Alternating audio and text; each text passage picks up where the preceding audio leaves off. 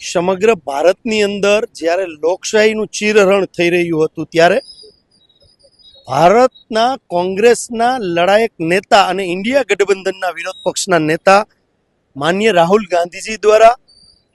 સમગ્ર દેશની ચોથી જાગીર મીડિયા સમક્ષ પુરાવા સાથે ભારતની અંદર જે વોટ ચોરી થઈ રહી છે અને ચોરી કરીને સરકારમાં બેઠા છે એને ખુલ્લો પડકાર અને લોકો સુધી આ જે સચ્ચાઈ છે એ પહોંચે એ મીડિયાની સમક્ષ મૂક્યું. એ પછી સમગ્ર ભારત વર્ષની અંદર જે ચોરી કરીને ભારતીય જનતા પાર્ટીના લોકો બેઠા છે,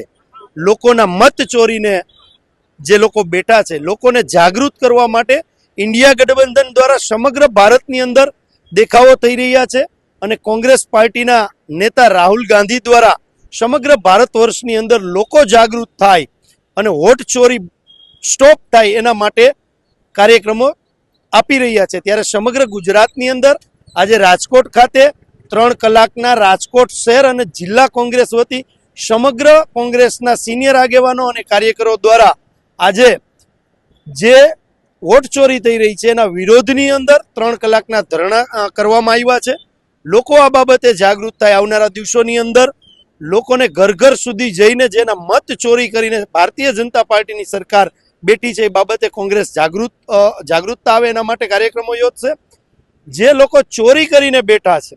જે લોકશાહીની અંદર પહેલો અધિકાર એ મતાધિકાર છે, એ મતાધિકારની ચોરી એટલે સૌથી મોટી ચોરી કહી શકાય. એ ચોરીના વિરોધમાં જે લોકો રસ્તા ઉપર ઉતરશે અને કોંગ્રેસ છે એ લોકોનો જે મત ચોરી થયો છે એના માટે લડી રહી છે અને જાગૃતતા લોકોમાં આવે એના માટે કોંગ્રેસ દ્વારા કાર્યક્રમો અપાઈ રહ્યા છે. આવનારા દિવસોની અંદર રાજકોટની અંદર પણ આપણે વાત કરવા જઈએ તો અનેક વોટ ચોરીના ખોટા નામો ઘુસાડવામાં આવ્યા છે. એ પણ શોધીને અહીંના કલેક્ટર તંત્રને પણ કોંગ્રેસ રાજકોટ શહેર જિલ્લા કોંગ્રેસ વતી દંડોળવામાં આવશે અને લોકોના જે મત ચોરી થઈ રહ્યા છે એ કઈ રીતે સ્ટોપ થાય એ પણ જાગૃતતા આવનારા દિવસોની અંદર કોંગ્રેસ કાર્યક્રમ લોન્ચ કરવા જઈ રહી છે.